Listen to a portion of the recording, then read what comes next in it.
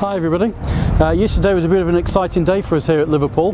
We had our first electric transporter arrive, the e-transporter. It's actually sitting right behind us now. We're going to show you in a second. It is just a panel van, but the excitement was more about what it actually represents. It's done by in combination with Volkswagen and ABT E-Line, which is a German company. And we're going to talk you through it today. So we're going to have a look at it in a bit more detail, let you know what it's all about. We're going to go for a quick drive in it, show you how the plug-in works and things like that, and give you a whole real good view to the vehicle. It's not just about this particular vehicle that was causing the excitement yesterday. It was because this is the start of the journey of moving away and moving to electric vehicles. As I said, it's the first one in the commercial vehicle range. There is more vehicles coming. At the end of the video, I'm going to talk to you a little bit about what's coming in the future. But I wanted to share it with you straight away because it's on a panel van now, but obviously these things are going to progress across the range as well as we move on in the years to come as well. So I wanted to bring it with you today. We're going to have a look at the vehicle in a bit more detail, show you what's different about it, and then a quick drive in it as well. So let's get to it. So here we go. This is the e-transporter. This is it's a long wheelbase. It's based on the start line specification.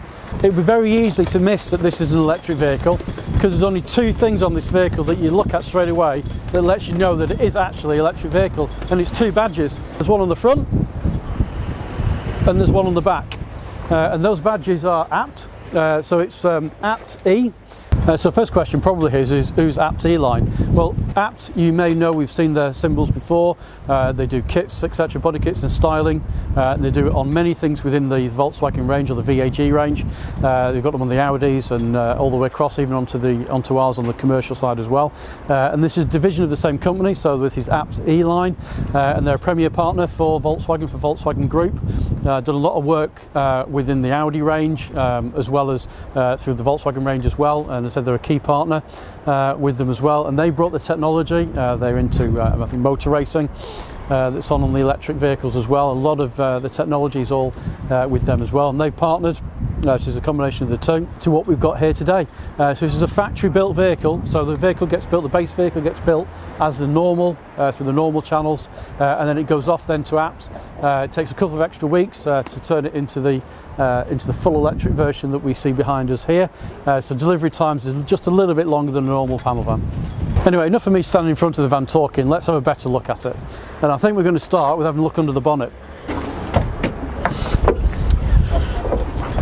So this is where all the magic happens, as they say, under the bonnet. Now normally this is where we'd see a big diesel engine that's in there within most of our range. There's no diesel engine in here. This is the electric motor it's in here. We'll put a little picture up as well which gives you a better description, but easier to see what's actually involved with that, and it shows you where the batteries are that's on the vehicle. We're going to come on to that in a little bit time, but you will notice under the bonnet here that there's a lot of things that's still the same that you would expect to find under any bonnet. So things like your coolant system that's in here, a normal regular battery which drives a lot of the things on the vehicle that you would expect, like your radio and things like that. That's all coming off these batteries that's here as well. So a lot of things that's similar. You've still got your radiator that's on the front of the vehicle for your cooling, things like that, but obviously the actual electric motor side is in here. So you can see there's a lot more space in here than what there would normally be. Obviously we've got the ABT logo straight on top of the unit that's on there. You can see your electrical cables as they're coming in. They're in a nice bright colour so we can see what they are. A bit further down as well, there's a lot of things that we recognise, or that I recognise. For example, the DSG gearbox, which this actual vehicle has. It has a modified DSG gearbox, and we'll show you that when we get into the cab in a minute. Now the electric motor under here produces 110 PS, so it's the same as what you'd expect on the diesel version of that. That's the 110 PS output, and the electric is no different. Obviously the way in which it drives is going to be a lot different, and we're going to show you a demonstration of that. So moving into the cab itself, it's no different from in here as in any other panel van. So we've got 3 seats in the front, captain chair in here, as you would expect. It's no different from there. The dash itself, exactly the same. No differences from in there. You've seen, if you checked out the last video we did on the DSG gearbox, on the gear stick, etc., you'll notice that's all the same that's here. So no real differences on there. You do get heated seats as standard, on this model, and this is the entry-level model. There is the advanced version, which is has got more things, kind of similar to the Highline specification that you might be used to, that's in here. We're going to go through specifications in a completely separate video, and we can have a look at what you can and can't get on the electric vehicles and things like that. But I thought it was important today is more just having a look at the vehicle and how it works and things like that. So as I said, the automatic gearbox, you get radio as you would normally have that's in there, leather multifunction steering wheel. Again, these are all the things that we would expect on any particular vehicle that's in here, rather no different. Now where the big difference comes is the actual dash itself. Looks like a normal one, but obviously it doesn't. It is slightly different. That's in the side in there. So we've got a speedo, no different, we'd expect that on there.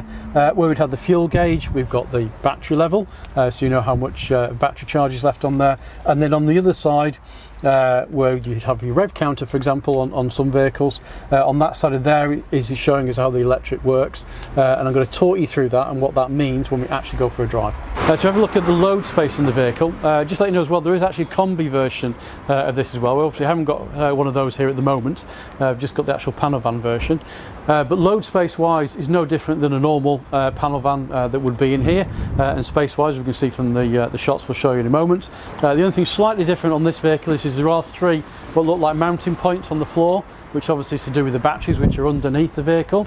But other than that, volume wise is exactly the same. It's no different on the inside of it. Obviously from a carrying capacity point of view, obviously with the vehicle, that is slightly different, and this can carry 996 kilograms, so just under that ton is what the carrying capacity is. I would point out as well, anybody who's actually looking at the panel van version, you're looking at ply lining, you can ply line these vehicles, so it'd have a wooden base, that wouldn't be drilled down or anything. Obviously we just that would be stuck onto the floor. Obviously you wouldn't want to drill anything through the floor in one of these, and then on the side they'd have a lightweight ply lining kit on the side as well, just to keep that weight down so you can still use it as a maximum capacity. As you can see from the back, this is just like a normal regular panel van. So to switch the vehicle on, put the key in as normal, twist the key, all your lights come up, and you'll notice it starts going up. So you're going to have a range of where we are with the range that's on there. We're pretty much full at the moment on the battery level that's on here. So to start the vehicle, foot on the brake, and then just turn the key, and it moves to the ready position, and then you know it's ready to drive then. And it's simple then, DSG gearbox, no different from on there. Foot on the brake still obviously, down into drive, we're in drive, and off we go.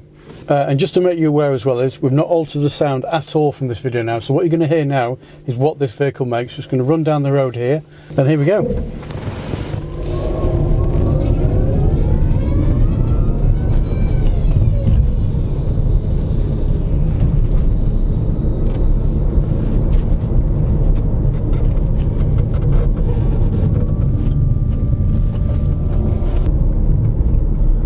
So we're driving along now at about 30 miles an hour. There's a few speed bumps along here as well, but the feel of the vehicle is no different to your traditional diesel vehicle, but the experience is very, very much different. The quietness of it, how it drives, the pickup. I was very surprised how fast the vehicle seems to pick up from a standing start. We're going to just try another little bit in a moment to see from on there. So on your left hand side of the dash, as we showed you before, it's got the green for charging, then you've got your ready, which is where you are in the middle, and then you've got the blue section followed by the white section. So basically what those are, in pretty simple terms, so the blue section is ideally where you'd be to get your best battery life. So that's really, you want to try and keep that needle within the blue section, and that's going to give you your most efficient use of the battery power that you've got, so you get the longest range out of the vehicle if you're in within those as well. Obviously when you drive, if you go into the white for example, that's when it's using a lot more power because you're accelerating away and things like that from on it as well. And obviously the green is when the actual vehicle's charging. You might think, how does it charge when you're moving? Well, most electric vehicles, and the Transporter is no different to any others that's on those well, they have regenerative braking. So as the vehicle's moving along, as soon as I put my foot on the brake, the actual electric motor itself, rather than actually putting output to actually drive the vehicle forward, it turns into a generator. So it's actually creating power, which it then restores into the batteries. So it's actually putting energy back into those batteries then to be reused at a later time. So an important question is about the range of these vehicles, how far does it go? The range on this particular vehicle is 82 miles. We've just got the vehicle in. I'm going to get it on the road properly next week.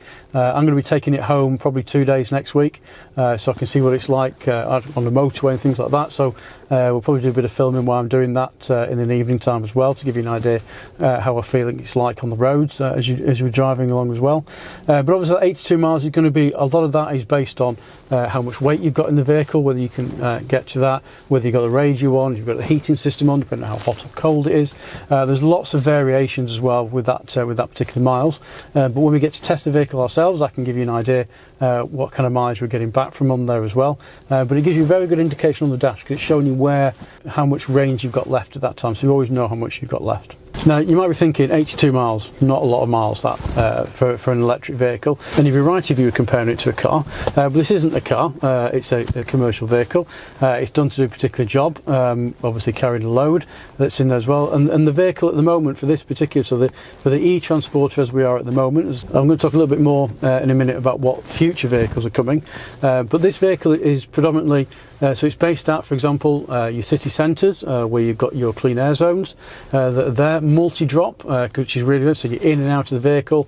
Your miles from base, for example, as I said, probably 60 miles from base, something like that. You're coming home at night and you're charging, and I think for that type of work, for example, this is a really, really good proposition. So it can be a little bit different with vans as well, because you imagine, obviously, if you're using this vehicle during the day, you take it back to your depot in the evening, you plug it in, you go home, the vehicle's charging up overnight, you get back in, it's fully charged when you actually get back in it first thing in the morning, ready to go. I'm going to let you into a little secret. This is actually the first electric vehicle that I've actually ever driven. I have driven plug-in hybrids before on the electric versions that's on there.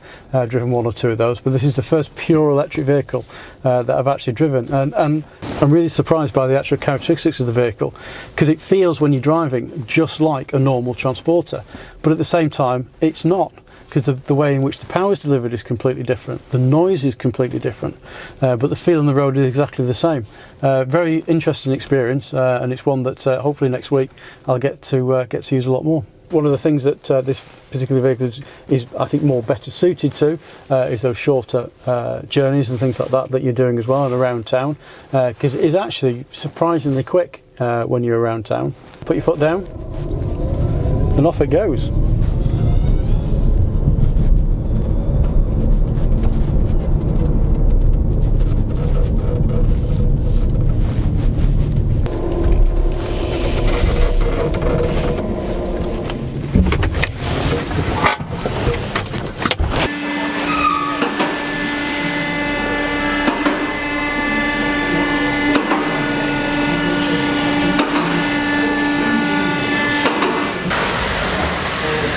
So we've got the van in the air to have a quick look underneath. It's easier than trying to get down on the floor to do this. And as you can see, it's got a big plastic tray. So normally the vehicle would be about this kind of height that's on the vehicle. So it is slightly lower than what it would normally be. And obviously all your batteries, etc., are all underneath here. We'll show you a little picture of what it looks like with the batteries and the front wheel on to give you an idea. But it's worth pointing out to you that everything else is very much as normal as you would expect it being in here. So you've got your gearbox, which you normally have in there, things like your compressor for your air conditioning system. This vehicle has got air conditioning, and so you've still got those radiator grills that's on there as well. But then, as you'll notice, one thing that is missing, no exhaust system obviously, which would normally be here in the middle and down to the back of the vehicle that's here. And you can see, still got a spare wheel with it as well.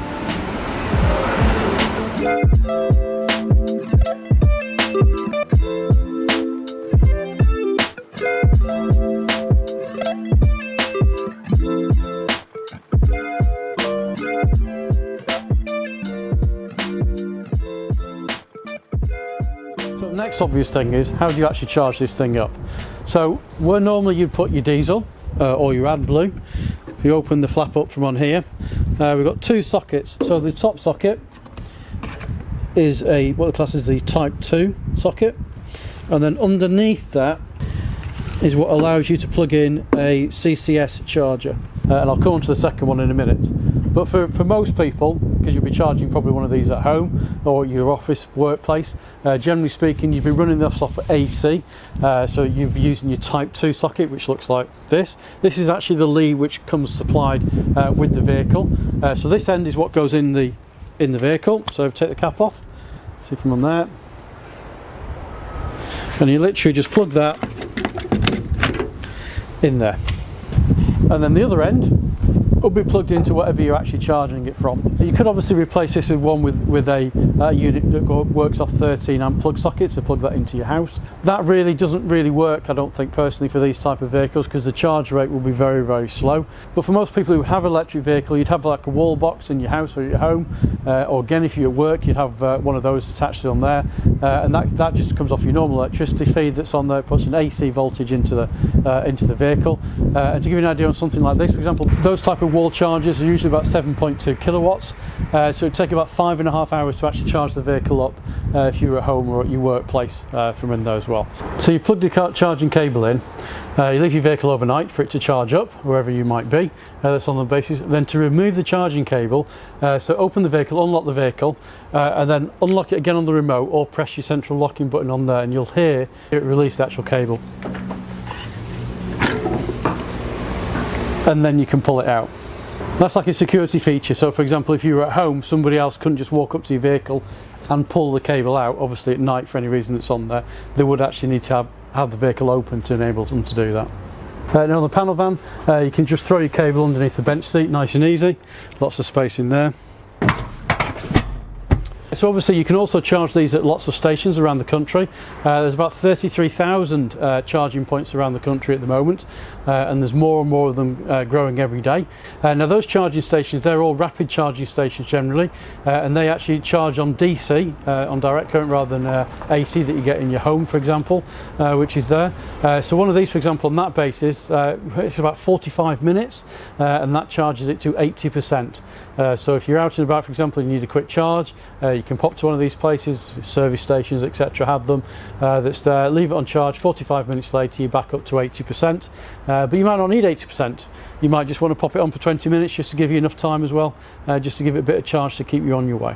As I mentioned before, those rapid charging stations, those combined ones, use a CCS type socket, which I'll show you a little picture of now on the screen for you as well, and that's what the extra caps are for down at the bottom then.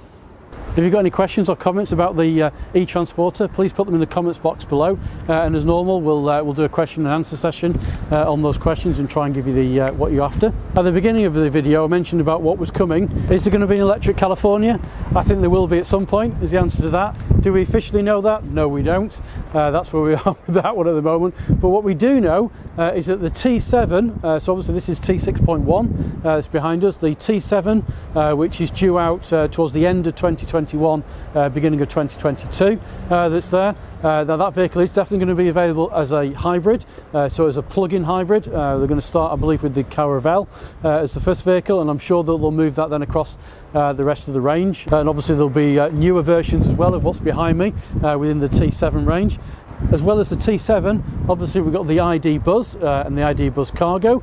If you've seen those, there's lots of people who've done videos on them, on those particular vehicles, and people have seen them at shows, etc. Have seen the concept versions at shows, etc. I've personally not seen any of those vehicles in the flesh, or mock-ups of them or anything like that, which is one of the reasons why we haven't done any videos on them. Obviously, as normal, whenever we get more information on the T7 and as well on the ID Buzz range that's on there, we'll bring it straight to you as we do today. So as I've already said, this is about the journey, the beginning of the journey. So this is our first electric vehicle for commercial vehicles, and as I said, there's more of them to come and they're coming out. The new Caddy 5, for example, is coming out later on this year, early next year, different variations that's on that as well, and we'll bring that to you when that comes out. You may have even seen a snippet if you've seen the news about the Caddy California. Don't know whether that's arriving in the UK or not as yet, but obviously if it is and we get a chance to see one, we'll bring that to you as well, as always. So it's exciting times, lots of things coming. If you don't already subscribe to the channel, now would be a great time to click that subscribe button. Got any questions, comments, etc., pop it in the box below. We'll be doing a few more videos on the e-Transporter. As I said, I'm going to be taking one home hopefully next week. Get to know what it's like on the motorway, how its driving is, it's on there. And as always, if you like today's video, give us a thumbs up, give us a like, and we'll see you again next time.